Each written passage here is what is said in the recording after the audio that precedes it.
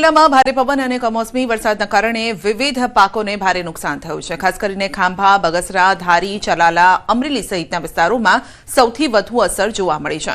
ડુંગળી, તલ, ચણા, બાજરી જેવા પાકો વરસાદથી પલળી જતા ખેડૂતોને મોટું નુકસાન વેઠવાનો વારો આવ્યો છે।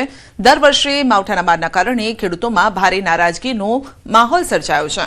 હાલ ખેડૂતો રાજ્ય સરકાર તરફથી તાત્કાલિક સહાય મળે તેવી અપેક્ષા રાખી રહ્યા છે।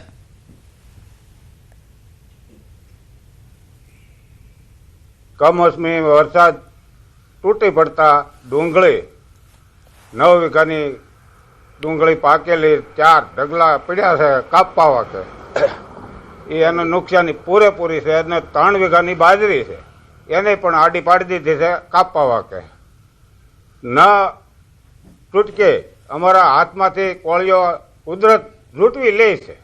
કમોસમી વરસાદના કારણે સાણંદ એપીએમસીમાં પણ ભારે પવન ફૂંકાયો, ભારે નુકસાન પહોંચ્યું છે। વેપારીઓએ ખરીદેલી જણસીની સાથે ખેડૂતોના ડાંગર, ઘઉં, તુવેર, એરંડા જેવા પાકો પલળી જતા તેમાં ભેજનું પ્રમાણ વધ્યું છે, જેને લઈને જણસની ગુણવત્તા બગડતા ભાવમાં અંદાજિત 30 થી 35% ઘટાડો નોંધાયો છે। જે ખેડૂતો સારા ભાવની આશાએ માર્કેટમાં આવ્યા હતા તેમને વાવાઝોડા અને વરસાદના કારણે આર્થિક ફટકો પડતા ચિંતામાં મુકાયા છે। રાજ્યમાં ગઈકાલે ભારે પવન પણ ફૂંકાયો અને સાથે વરસાદ પણ આવ્યો, જેના કારણે અનેક ખેડૂતો જે છે તે ચિંતિત છે। સાણંદ એપીએમસી માર્કેટના તમે સીધા દ્રશ્યો જોઈ રહ્યા છો કે જ્યાં ઘઉં, ડાંગર, તદુપરાંત કહી શકાય કે અનેક જણસોની ખરીદી કરવામાં આવી હતી, પરંતુ ત્યાં જે કહી શકાય કે ખરીદી કરેલા જે ડાંગર જે છે તેમાં પાણી ફરી વળ્યું છે તે પ્રકારના દ્રશ્યો જોવા મળી રહ્યા છે।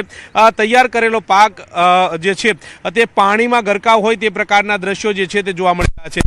મહત્વનું એ છે કે જે પ્રકારે ગઈકાલે વરસાદ થયો, વરસાદના કારણે હવે ભાવ ઉપર સીધી અસર જે છે તે થવાની છે। આપણી સાથે ખેડૂતો પણ છે, તેમની સાથે વાત કરીશું કે તેઓ શું કહી રહ્યા છે। કેટલા રૂપિયા ભાવ હતો ઘઉંનો અને અત્યારે આ વરસાદ થયા પછી કેટલો થઈ ગયો? 550 રૂપિયા અત્યારે લગ્ન આવતા હતા, બરોબર?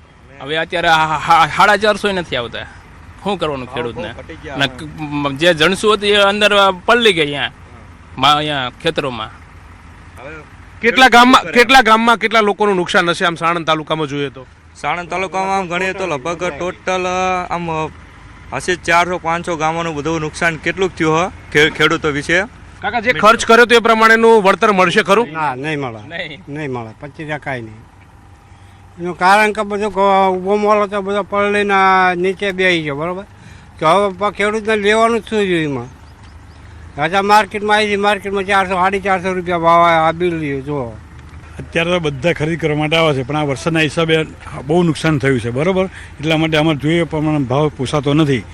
અત્યારે 400-450 પડે છે, આમ 500 રૂપિયા ભાવ હતો ઘઉંનો, તો બહુ નુકસાન થયું છે। જી બિલકુલ, તો જે પ્રકારે વરસાદ થયો છે, વરસાદ બાદ જે માર્કેટની અંદર ઘઉં આવે છે, ડાંગર આવે છે, તદુપરાંત જે તુવેર આવે છે, ચણા આવે છે, અને આ ઉપરાંત કહી શકાય કે જે અનેક જણસો જે છે તે આવે છે, અને તેમાં અત્યારે ભાવમાં કટોતરી જોવા જે છે તે મળી રહી છે। મહત્વનું એ છે કે જે 300 થી 400 રૂપિયાનું ડિફરન્સ તમામ જણસની અંદર આવતું હોય તે પ્રકારની વાત આ ખેડૂતોના મુખેથી સાંભળવા મળી રહી છે। પંકજ મકવાણા સાથે ગૌતમ શ્રીવાળી, ન્યૂઝ 18 ગુજરાતી, સાણંદ।